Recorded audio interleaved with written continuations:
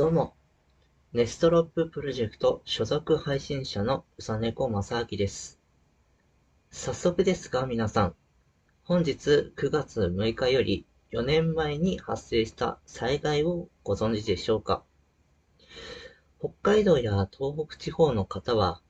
ああ、あのことかと思い出されているかと思います。北海道胆振東部地震と言えばわかる方もいらっしゃるかと思います。ということで今回は、命の時間9月6日を動画にてお送りしていきます。普段、命の時間は黙祷を捧げるため、生配信にて、行っていますが、今回は発災時間が夜中ということもあり、うさねこの近隣に配慮し、動画での提供とさせていただきます。プレミア公開の予定となっておりますので、おそらく一緒に視聴し、黙祷を捧げていると思います。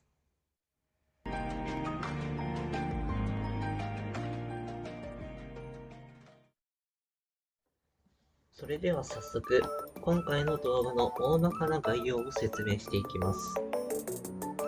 本件災害についての説明を大きく6つに分けて行っていきます。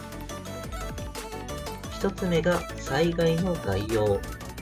2つ目が地震のメカニズム、3つ目が地震に関する震度など、4つ目が長周期地震動について、5つ目が余震について、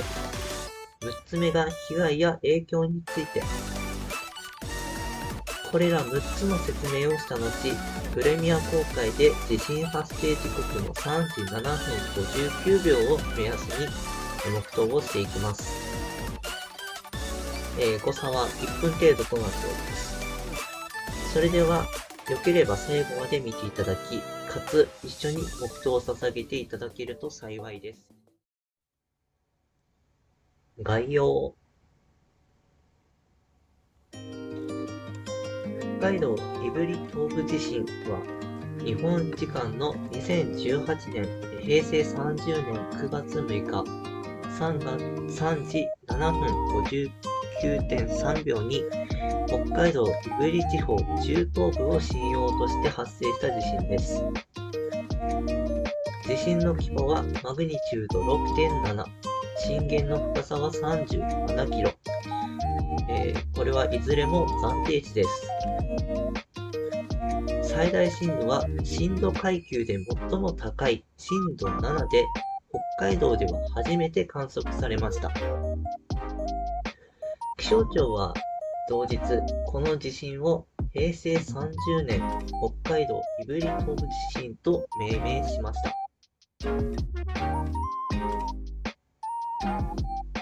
地震発生直後には震度データの入らない地域が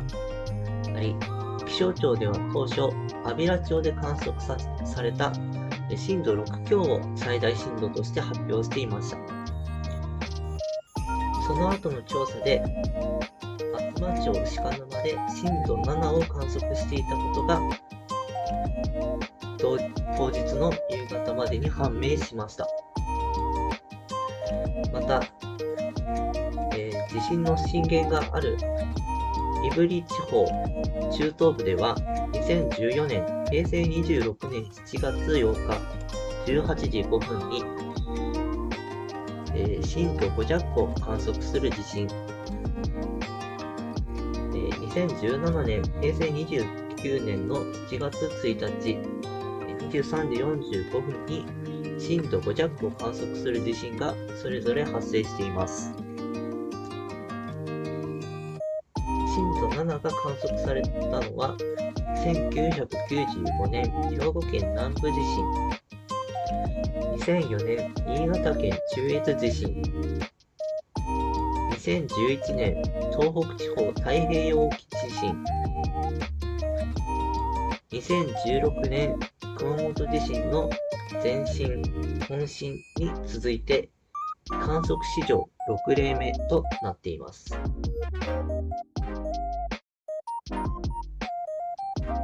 地震のメカニズム。この地震の発震機構は、東北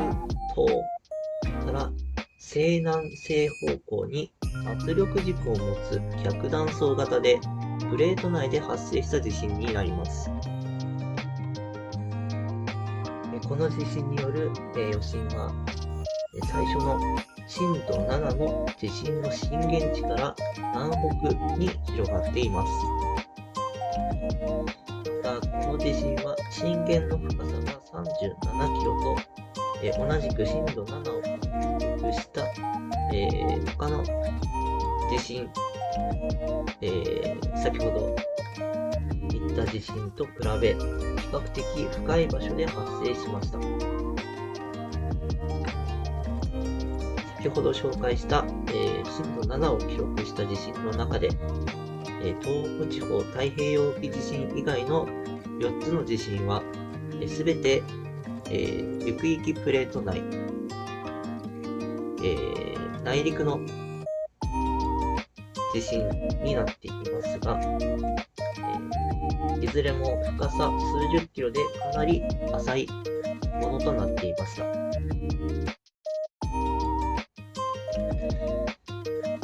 地震に関する震度など、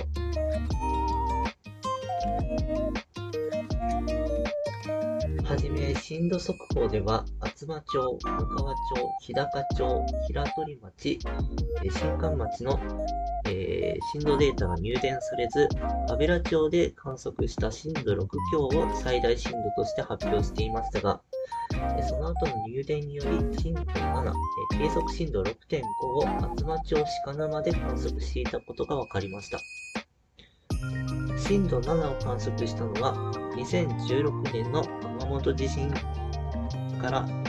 2年ぶりとなっており、観測史上6回目となりました。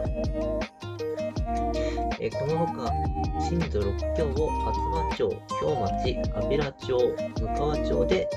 観測しました。また、気象庁の震度推移分布図によると、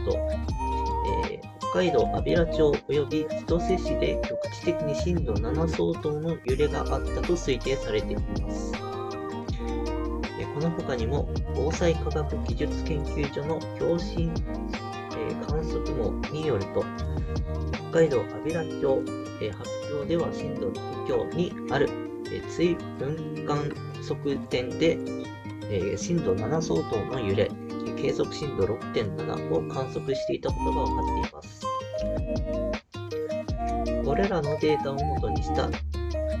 JRISQ、地震速報による推定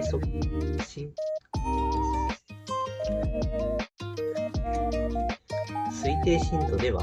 厚真町、発表震度7、安平町発表震度6強、むかわ町発表震度6強、千歳市発表震度6弱では、局地的に震度7相当の揺れがあったと推定されています。また、日高町発表震度6弱、栗山町発表震度6弱、苫小牧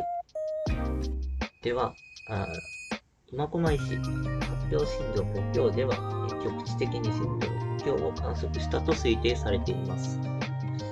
ただし、いずれも気象庁の震度発表対象ではないため、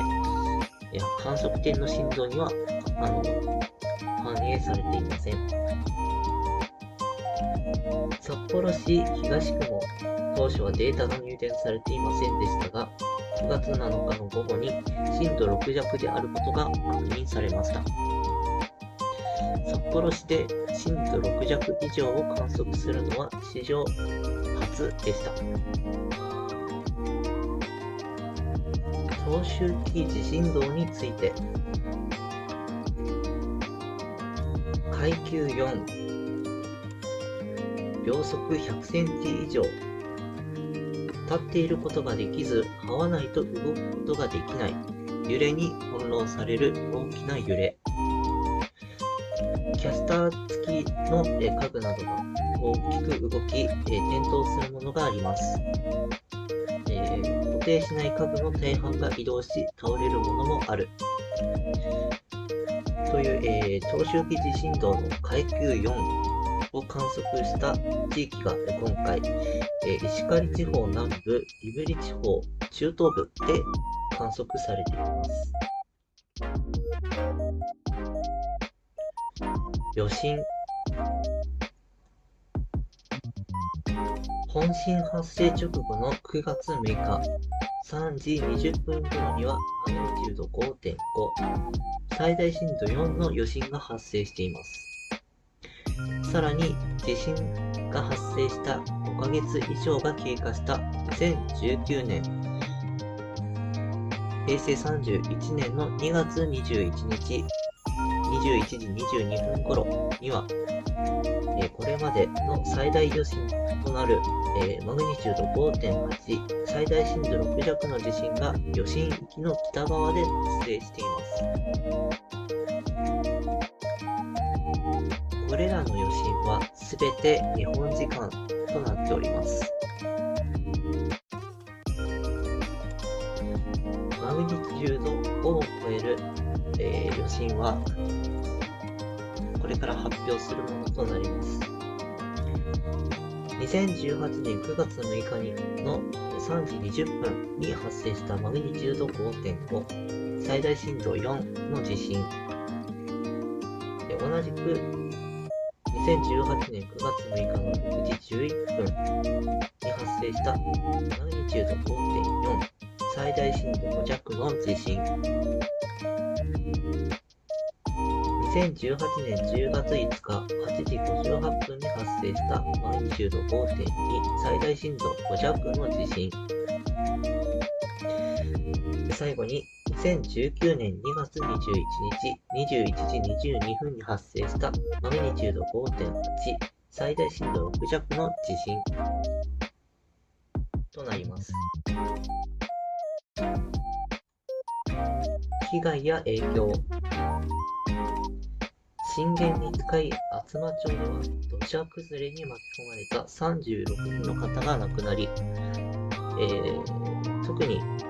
吉野地区では多くの住宅が巻き込まれ、吉野地区の住民34人のうち19人が亡くなってしまいました。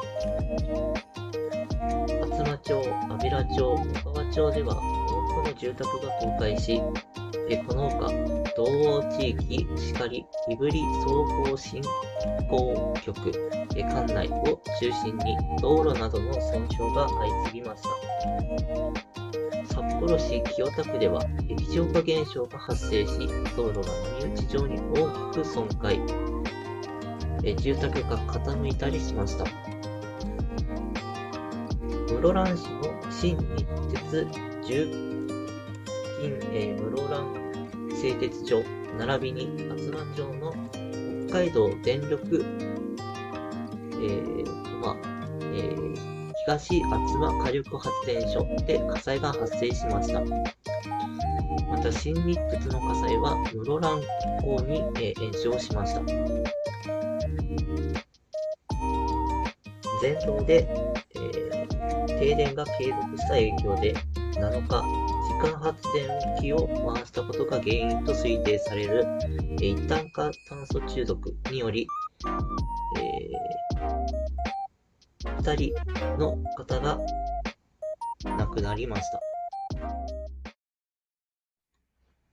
はい。ということで、お時間となりましたので、皆さん、黙祷を捧げてください。一同、黙祷。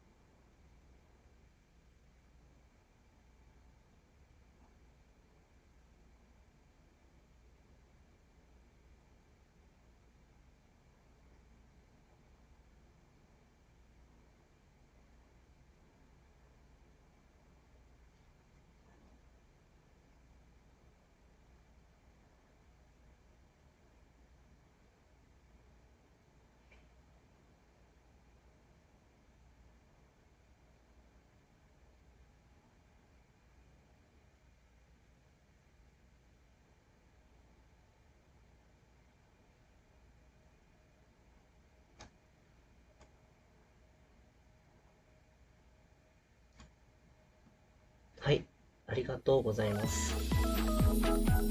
ということで、今回説明しました。北海道胆振東部地震についてでした。この30年ほどの間で6件の震度7という甚大な被害をもたらす災害が発生しています。私、うさねこも6年前の熊本地震の際に被災をし、大変な思いをした経験があり、本来、今年の4月にも命の時間を分布させていただいていたのですが、ちょうど気持ちが不安定だった時期ということもあり、フラッシュバックを起こしてしまい、命の時間を中止させていただいておりました。いつ大きな災害が発生するのかはわかりません。明日は我が身。その気持ちを持って災害に対する備えをよろしくお願いします。避難経路の確保や避難時のアイテムなどの整備、準備、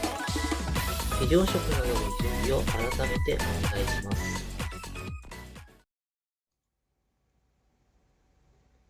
長い時間お付き合いいただきありがとうございました。命の時間9月6日でした。最後になりましたが、私、うさねこは今回のような命の時間などの社会活動の他に、普段はマインクラフトなどのゲーム配信など生配信活動をネストロッププロジェクトのメンバーと共に活動をしています。よければ遊びに来ていただけると嬉しいです。それではこれにて今回の命の時間9月6日を終了します。次回の命の時間は1月17日を予定しております。うさねこまさあきがお送りしました。それでは皆さんご安全に。